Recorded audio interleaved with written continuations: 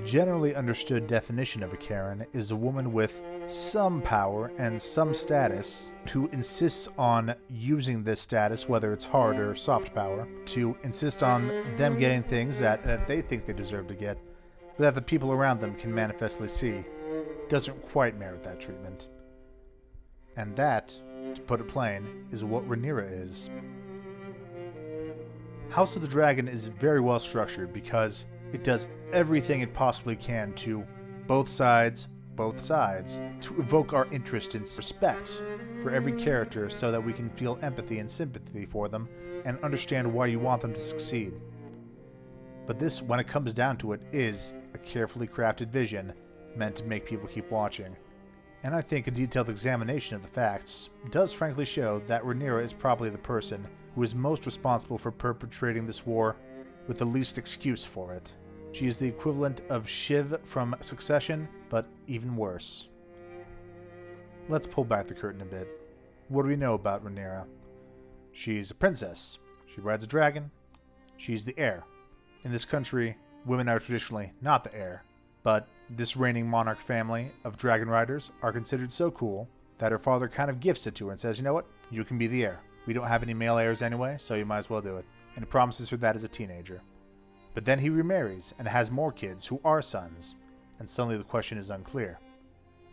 We see what is, frankly, a manifestation of gender inequality, as seen in inheritance law. A son is automatically the legal heir, but the daughter has to work for it, and she might not even get it then.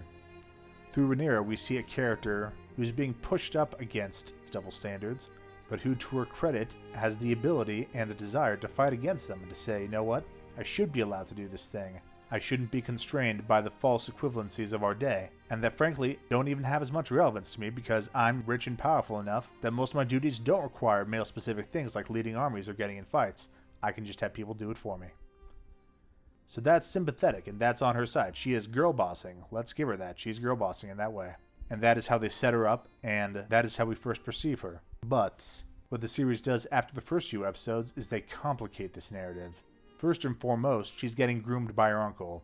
And look guys, it doesn't matter how hot you think Matt Smith is. That's fucking messed up. It's abuse. He's grooming her. It doesn't matter if they're in this quasi-fantasy world where there aren't as much taboos about relationships with relatives. There's a huge power imbalance. He's deliberately cultivating a dynamic that's bad. And he's doing it because he feels like it and makes him feel powerful and serves his interests. He's not some romantic who could never form a bond with anyone before he met her. He's a piece of shit. And with that tied in ways she becomes more sympathetic because we see she's a victim of grooming. But it also complicates her narrative because now we know she's in the thrall of someone who doesn't have her best interests at heart, who's gonna really do what he wants to do at the end of the day. And then we see how she treats her servants because she sleeps with her servant and then basically says, you know, no big deal, just go back in your corner and do what I say. And that doesn't give the best picture of her because we see she's not the type of royal who hangs out with people or is a normal person. She's basically pleasant and she's basically sympathetic, but when it comes down to it, she doesn't really care what normal people think. She doesn't care about common interest. She likes doing what she likes to do first and foremost, and she doesn't really have the practiced empathy for regular people. That is an important skill to have. But let's face it, that's not really a big problem. That's comparatively minor. There's tons of royals who aren't really good at empathizing with regular people. But no, the biggest thing that complicates this, and the thing that ultimately makes her totally unlikely to win the throne, is that she had 3 bastard kids. And let's look at the facts as presented. She was in an arranged, semi-unhappy marriage to a closeted gay man. She had a complicated relationship with her father. She didn't have a lot of friends. Her grooming uncle was distant, but being deliberately so in order to cultivate his aura of mystery and power over her. And she didn't have any friends outside of that. You can empathize with her perhaps feeling lonely, and wanting someone to care about just her, and wanting to have a family. But Game of Thrones, and also real life, teach us, if the heirs to the throne are not legitimate, then the current monarch's power is destroyed. They retain the physical power of the station, but they lose the trust of the people in the higher levels and on the street. They lose the PR war forever, and it is forever a weak point in their armor that their enemies can wail on endlessly.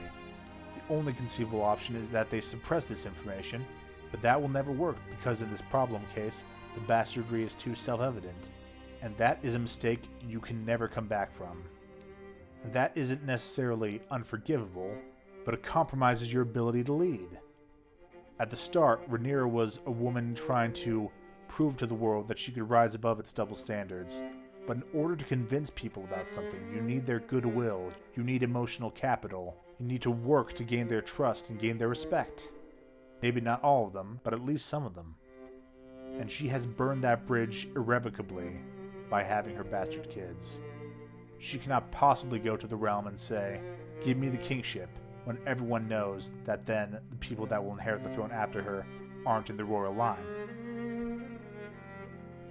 Yes, we the audience know that hereditary monarchy is the best system. But hereditary monarchy is the system these guys are using, and they are going to stick to it. It is the most orderly system they have right now, and anything that subverts that in a non-stable way is just going to cause chaos. But the thing is, Rhaenyra refuses to see this. She perceives it as simply family and inheritance, and something promised to her by her father. She sees her rising to be leader of the whole land as a manifestation of emotional love from her father, who she had a troubled relationship with. And so she doesn't perceive it as something you have to work for, or something that is a job. She perceives it as a manifestation of love, and therefore can't think about it with enough distance and objectivity. And alongside that, she is being goaded on by her groomer-ass Hunkle. She is still isolated from friends, and her enemies have only increased their coverage of her children's illegitimacy. It doesn't matter if it's unfair. It doesn't matter if the other side are kind of dicks. It doesn't matter that her dad promised it to her. It does not matter that the guy who might replace her is an especially bad dick. She cannot win the PR war, and if she wins the physical war, she will never have the consent of the people, neither the common people nor the other nobles. She is essentially trying to grab mud with both hands, and it is slipping through her fingers the whole while. And while she might think she has the power to retain it, everyone around her manifestly knows she will not get it. In other words, she is a Karen. And you're welcome to disagree with me or comment on something that you think I missed. The point of this show, after all, is to encourage us to talk about it and have thoughts. But as the three-eyed raven once said, the future is already writ, the ink is already dry. We already know what's going to happen. All that's left to see is how badly our hearts will wrench at the sight of it.